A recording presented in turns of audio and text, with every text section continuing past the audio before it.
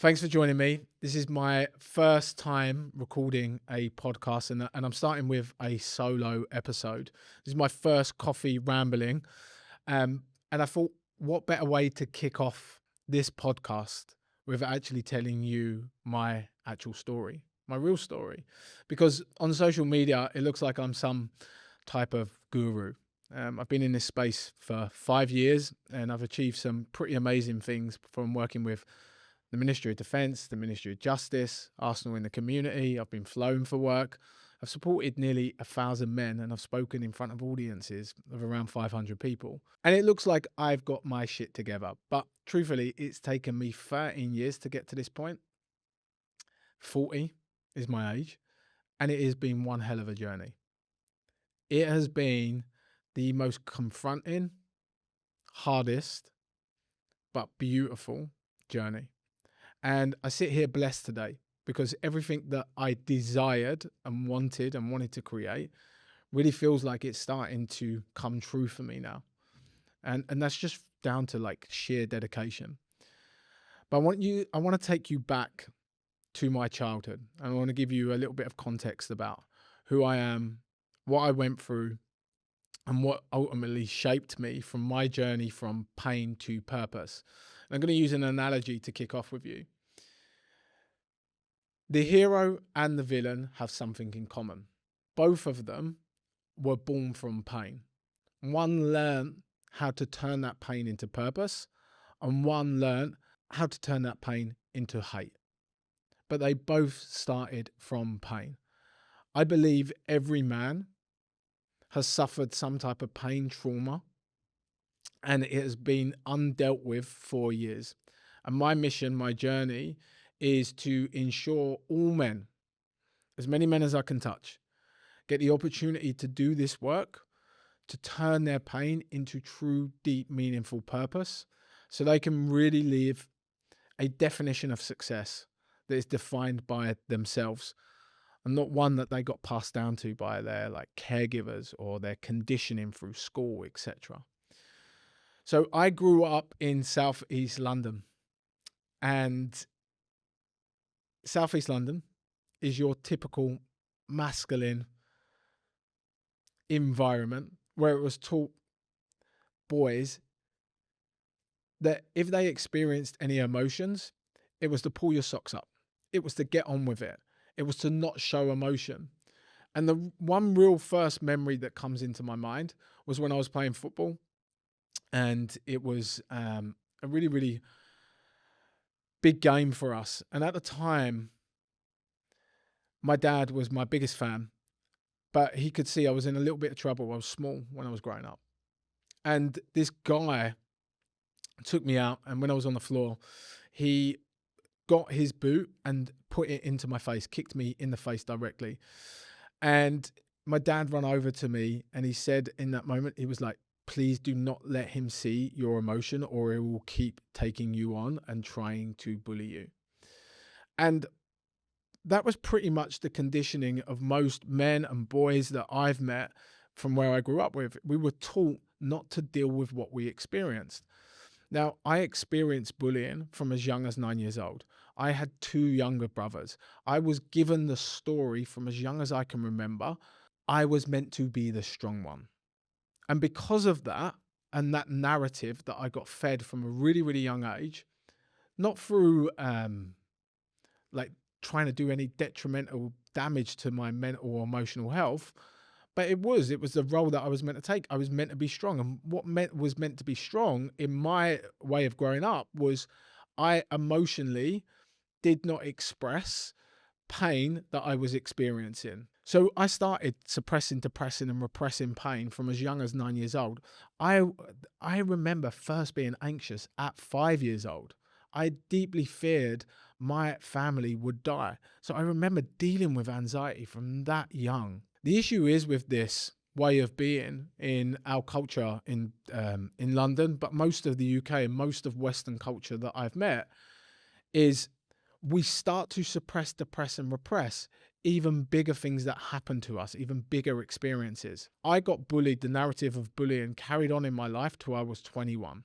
In school, two main bullying incidences happened to me.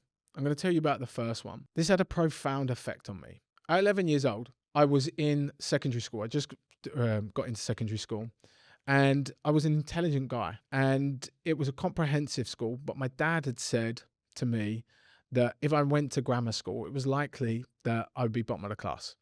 So he was like, if you go to a comprehensive school at the time, it's likely you'll be at the top.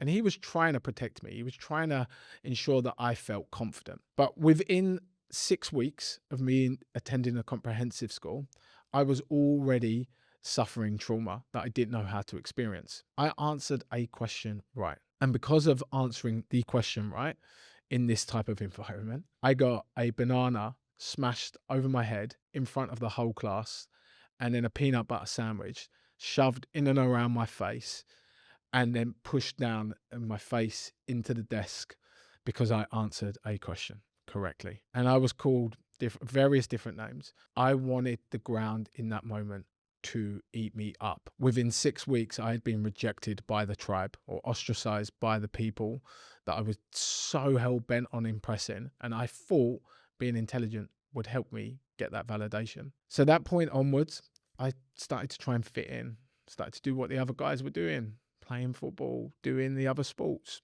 trying to look like I had my shit together. I had my first suicidal thought at 13 because I was really struggling with who I was and who I was meant to be. How do I fit in a world where I feel like a misfit? At 15, I was asked to speak in front of an audience at school again, and I really enjoyed being in front of camera.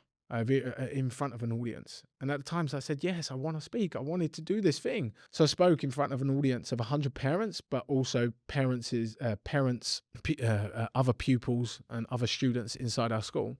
And it was to protect our school from closing down. Well, 2 days later, in an alley, I received the biggest beating that I've ever taken. No one ever knew about that. I didn't let my parents know. I didn't let any teachers know. I didn't let even the kids that had inflicted this abuse know how traumatized I felt from that experience. What these two incidences taught me at the time was I was not enough to be me. It also taught me it was not safe to raise my hand. So I created a way of protecting myself during this phase. And that way of protecting myself was I will be whoever you need me to be to ensure you don't reject me. So I started to become the rebel. I started to do the things other boys were doing. I started to get into different sports and reckless behavior. I started smoking weed. I started drinking at 15, all because I so badly wanted to be accepted by the tribe because I didn't want you to dislike me. And the cost of this? The cost of this was I didn't meet my purpose, or I didn't feel happy in myself till I was well into my 30s. I looked back at that stage for a long period of time, like, especially when I was in my early 30s, like I'm making up for 15 years lost of life. Because after that point, because I never learned how to raise my hand, I just accepted bullying. I just accepted being walked over. I was anxious constantly. I feared your judgment. I feared being abandoned. I was bullied by a woman in my first paid role. Not only that, I got into a relationship when I was 18 years old, and I was the victim of domestic violence as a man. I was repeatedly beaten behind the scenes and mentally abused. I'll speak into that more, but you can imagine what that does to a man's belief system. I really felt like I wasn't fucking enough for a long, long time because I just wanted so badly to fit in. That sense of like validation. I wanted some type of approval, and the men's approval and validation that I was chasing was my dad's and these other archetypes, these other popular kids who had to look a certain way and like certain things. And the way to do that, or the way I thought to do that, was I will follow the exact path that my dad tells me to. Really, all I was doing was hoping that he would turn around and be really fucking proud of me. I never told him what I truly wanted to do. And in truth, at that period of time, I had lost myself and I didn't even know what the fuck I wanted to do. When I was in this domestically violent relationship, it came to its, let's call it, point where I decided enough was enough. It was a night in London. And this night in London ended with me with a black eye. I was bleeding from the mouth. And this happened in front of someone I really loved, my brother, who couldn't even watch what I was putting up with. It was in Leicester Square, and it was my birthday. And like any birthday, I'm 21 years old. I'm going to have a fucking drink. And I liked to boogie at the time.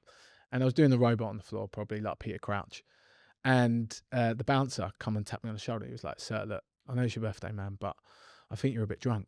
And I need you to take a minute." And like any 21-year-old, I denied I was drunk. I was a little bit tipsy. I felt like I was a little bit tipsy. Anyway, he knew it was my birthday. And he knew I was young in my 20s. And he took me outside and he said, "Look, there's a Burger King in Leicester Square on the corner." And he was like, "Go and have a double espresso and then come back and talk to me and I'll get you back in." So when I had this double espresso, and outside in the fag room, wherever the outdoor fag waiting area, where everyone was having a cigarette at the time, I had a cigarette with my friends, and the bouncer came over and said, "Look, you can come back in now. You seem like you've got your shit together." Then I looked over and I could see my ex-partner's face looking at me in absolute disgust and embarrassment. I was like, tried to explain it to her, like, "I'm not that drunk. I was just dancing, and I was probably dancing a little bit erratically, and they asked me to have a double espresso. I've had a double espresso. I'm going to go back in and have a boogie." We went in and had a boogie. And then at the end of the night, we came out of this club. I'm sure it was called like Ruby Blue or something like this. And I was on my way back to get the night bus. And when my friends and my brother, they were in front of us, my ex-partner stopped me by some railings near Covent Garden Station, turned around, and she punched me in front of a lot of people, square in the face. I fell into the railings. It was a fucking hard punch, to be fair. And I was in total shock. I cleaned myself up quickly, got on with it, and then faced a barrage of abuse for when we got home about what a disgrace and an embarrassment I've been. My point being this is, guys, I was anxious as hell before I met her. I would do anything to ensure that this person didn't leave me, even if this relationship didn't fucking serve me. That meant let my boundaries be crossed, having no fucking standards for myself, not knowing how to use my voice, not dealing with the trauma that I experienced when I was a fucking child. And because of that, I tolerated this. That relationship ended shortly after. I did what any 23-year-old lad that grew up in Southeast London would do at the time. I dealt with my emotions by drinking. And I drank a fucking lot to numb the pain that I was experiencing. And I mean a lot. No one actually saw me cry this breakdown, this relationship breakdown. But because of this, my confidence was at an all-time rock bottom. I didn't know myself. Every time I tried to speak up for myself, or tell the truth, or set a boundary, or desire something more for myself, I got beaten in some way, mentally, emotionally, physically. And that took its toll on my sense of worth. I believed I was not enough. I was not intelligent enough. I was not lovable enough. I was not enough as who I was. So I did what every man in that space did at that time, or what I got taught to do, and that was to drink it away. Within 6 months, I got introduced to a drug called cocaine. I remember taking cocaine for the first time, and fucking hell, it was electric. It was like this, whoa, this magic fucking moment. My confidence come online. I could talk to women. I could do things that I couldn't do normally. I could communicate. I didn't feel anxious. Like, I was like, this is a fucking superpower, and I need fucking more of this. At the time, it looked like it was like I was using it just like socially in these social settings. But the issue is with people that take drugs, for many, is when it comes from a space of not enough, or you're dealing with something that has been undealt with, it can quickly change into addiction. I needed this drug. This drug gave me a crowd. This drug got me into raves. Bearing in mind, I fucking hate raves. I was a rock and roll guy. I love rock and roll. But I was doing anything to fit in. Within a year, I become part of the crowd that were popular. For the first time, I felt like I fit in. I was getting my ego rubbed by women in these circles that I was hanging around with, and I was able to communicate with them. I was getting a sense of validation from them. I felt unbelievable for the first year. It was finally like I had this belonging, but I was taking fucking drugs. It was a bullshit belonging. It was a bullshit bravado. I remember friends were like, fucking hell, Dan, you're so fucking confident. Actually, one friend actually come up to me and said, you are arrogant. And I was like, yeah, I just know myself. Like, yeah, I'm just one with myself. I was taking drugs. I was a fucking mess. This was all forced bullshit. This got worse. By the time I was 26, I was daily using. I was listening to the same songs on repeat to 4 o'clock in the kitchen on my own. I was taking drugs in my work. I was taking drugs with the people that I love the most, and I love the most now. They didn't even know, but I was taking drugs to get through dinners with them. I was doing things that it took me a lot of work to remove that shame. But at the time, this drum of self-hatred was building inside of me. I couldn't put this drug down. I hated who I was. I felt not enough, and this was becoming a cocktail. And this fucking cocktail was growing in momentum. And the drum inside my mind, I called it a drum at the time, was just getting louder and louder and louder until one Christmas, after a lot of shameful acts that involved a lot of people that I loved, admired, respected, I worked with, my family, my friends, a lot of hurt that I fucking caused. I was like, enough, Dan. It's time for you to clock out, mate. I tried to take my own life twice. And on the second occasion, I was sectioned under the Mental Health Act.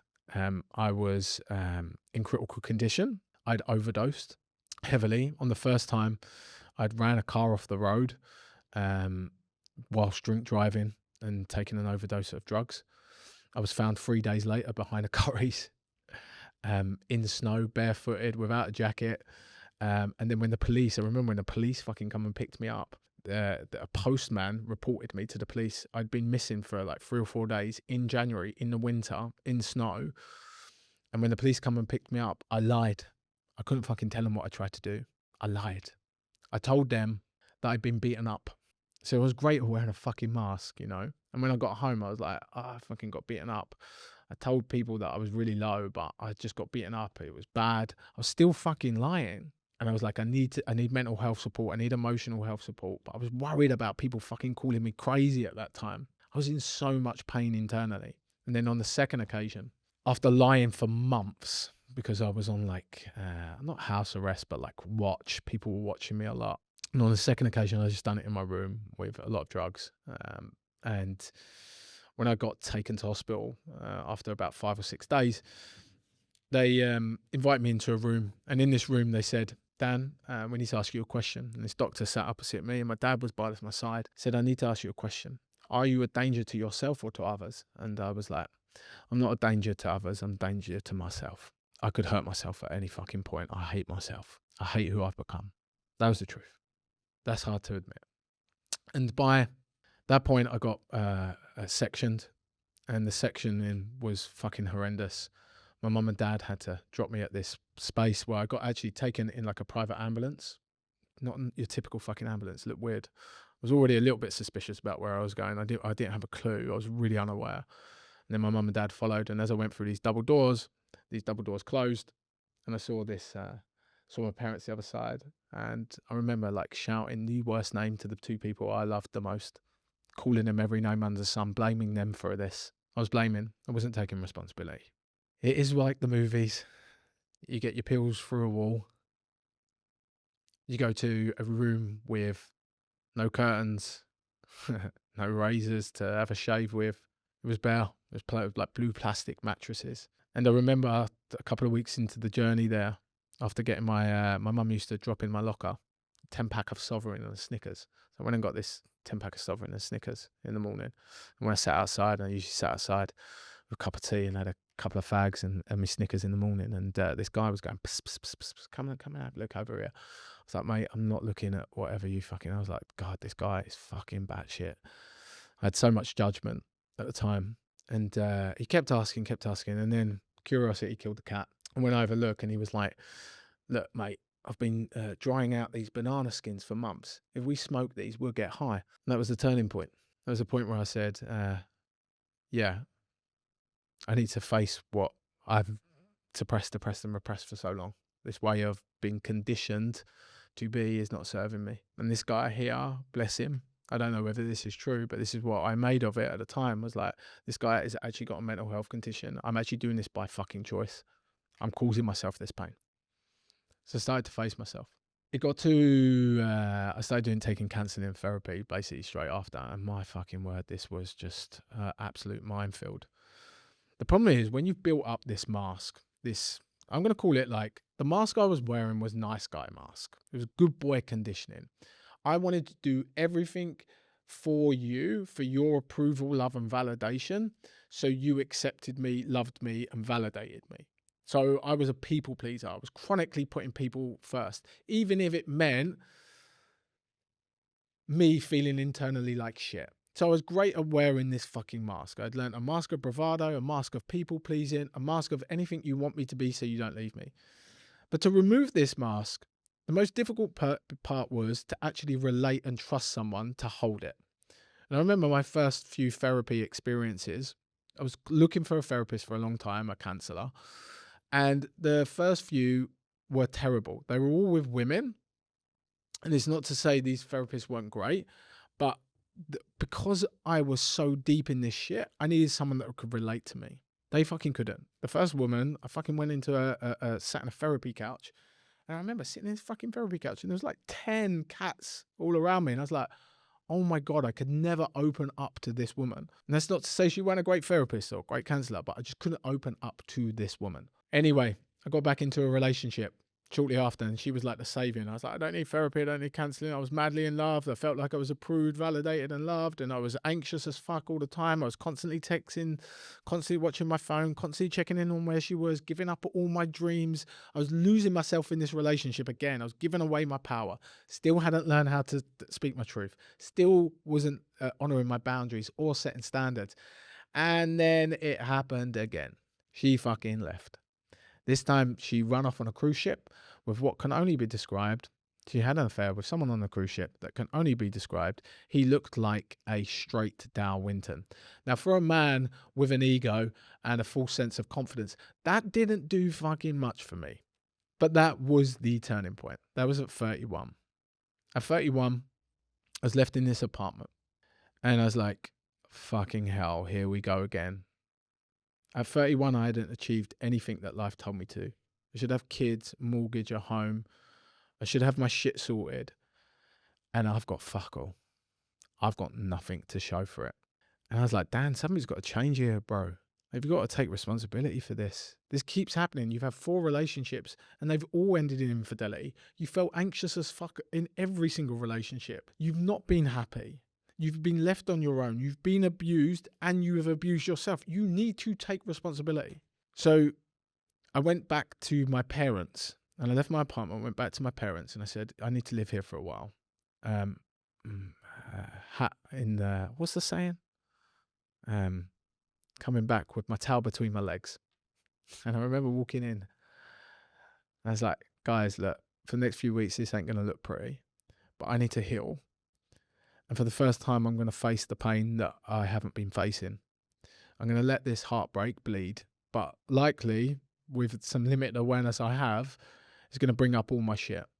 And I remember my mum and dad, they were fucking terrified at the time. So my mum and dad had to watch me break down and suffer.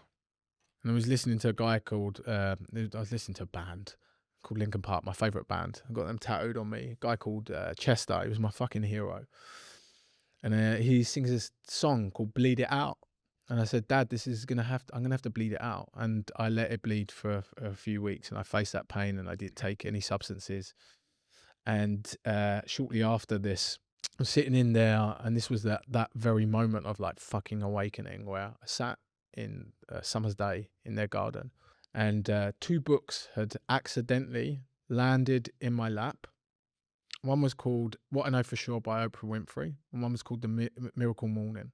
These changed my life. I put a structure in straight away. But the weirdest thing actually with this all was a song by James Vincent McMorrow, Give Me a Higher Love, was playing as I read these books. This is going to be really important. When I started my journey, I put a structure in place. I actually ended up owning a business shortly after. Quit corporate world. I started owning a business. Started to get into visualization, manifestation, creation.